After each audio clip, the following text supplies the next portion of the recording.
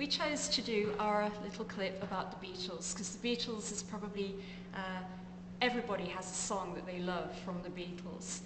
The Beatles are an English rock band formed in Liverpool in 1960, and they became one of the most commercially successful and critically acclaimed bands in the history of popular music. During their years of international stardom, the group consisted of John Lennon, rhythm, guitar, vocals, Paul McCartney, bass, guitar, vocals, George Harrison, lead guitar and vocals, and Ringo Starr, drum and vocals. Although their initial musical style was rooted in 1950s rock and roll and skiffle, the group later worked with different musical genres, ranging from Tin Pan Alley to psychedelic rock. Their enormous popularity, which first emerged as Beatlemania fad, grew into a perception of the group as the embodiment of important ideals, seeing their influence extend into the social and cultural revolutions of the 1960s. Everybody has their own experience of how they got to know the Beatles or the Beatles' influence on their life.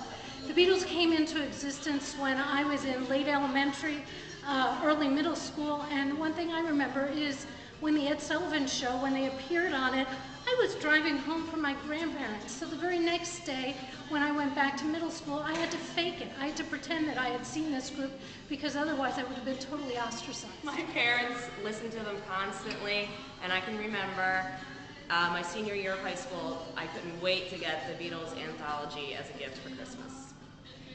When I was in the sixth form at school, I had a crush on Paul McCartney. Still have a little bit of a crush on him, actually. And I remember that we used to have competitions as to who could do the best Liverpool accent, the best Liverpudlian accent. And the best way to do it is to talk through your notes. But I can't do it, so I'm not going to. Go ahead. I actually didn't know much about the Beatles until I met my husband, and now I know so much about the Beatles. I have seen the movies, I know all the songs, and someday I'd love to walk across Abbey Road.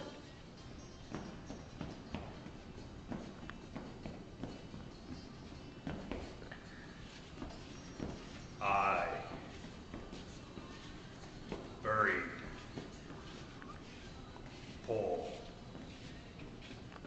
Here we go.